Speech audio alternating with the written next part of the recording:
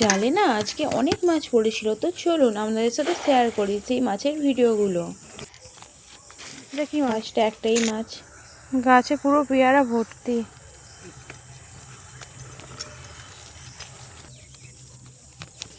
তারপর বাবা আবার এক ছিপ জাল ফেললো, তো দেখতেই পাচ্ছেন। দেখা যাক এতে কি পড়ে।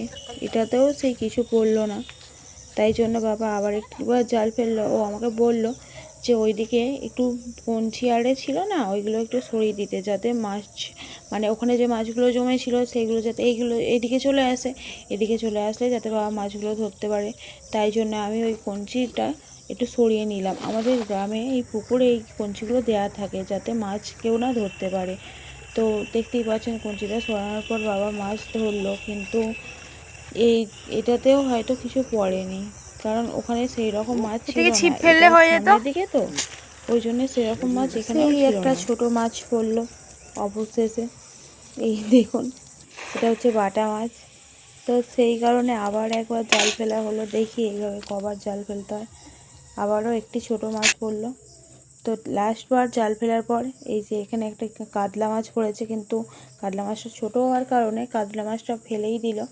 তো আরও মাছ আছে, দেখতেই পাচ্ছেন। এখান থেকে কিছু মাছ ফেলে দেওয়া হবে, কারণ সেই মাছগুলো এখনও খাওয়ার যোগ্য হয়নি, আর বাকি মাছগুলো নিয়ে নেওয়া হবে। একটা এর মধ্যে বড় না লাইলনটিকা মাছও ছিল। আর আমাদের পুকুরে না প্রচুর লাইলনটিকা মাছ হয়, মানে লাইলনটিকা মাছ না এত হয় মানে ভাবতে পারবে না। এমনি মাছের থেকেও লাইলনটিকা মাছ বেশি। তো এই যে লাইলনটিকা মাছ আপনারা দেখতেই পাচ্ছেন, ও মানে এখনও এরকম মানে ব্যবহার করছে, লাফাচ্ছে, মানে ও আমাদের ধরা দেবে না, ও আবারও পুকুরে পালিয়ে যাবে, মানে ওটাই ও চিন্তাভাবনা করছে মাছটি।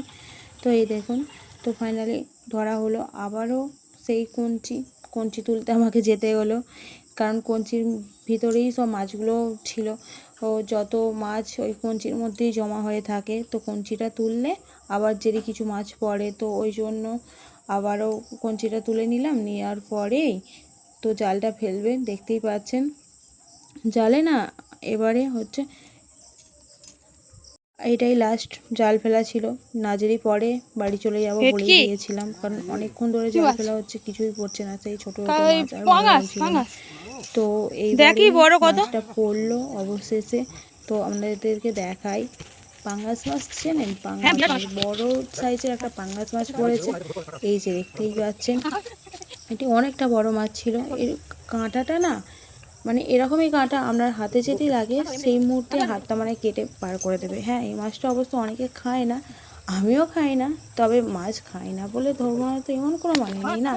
তো দেখতেই পাচ্ছেন কত বড় মাছটা, এই দেখুন অনেকটা বড়। তো এখনও অনেকটা লাফাচ্ছিল কাঁটা ভেঙে দেওয়ার পরেও। এবার বাড়ি যাওয়ার পালা, কারণ মাছ ধরা ফাইনালি কমপ্লিট। তো এবার মাছগুলো নিয়ে বাড়ি যাচ্ছি। আর আমি ফার্স্টেই আপনাদেরকে দেখিয়েছিলাম গাছে অনেক পেয়ারা ভর্তি হয়ে আছে। তো বাড়ি যাওয়ার পথে ওই জন্য একটা পেয়ারাও পেড়ে নিলাম, কিন্তু সো স্যাড, পেয়ারা পাড়তে গিয়ে না পড়ে গিয়েছিলাম। তো যাই হোক বন্ধুরা, ভিডিওটা যদি ভালো লাগে একটা লাইক অবশ্যই করে দেবেন।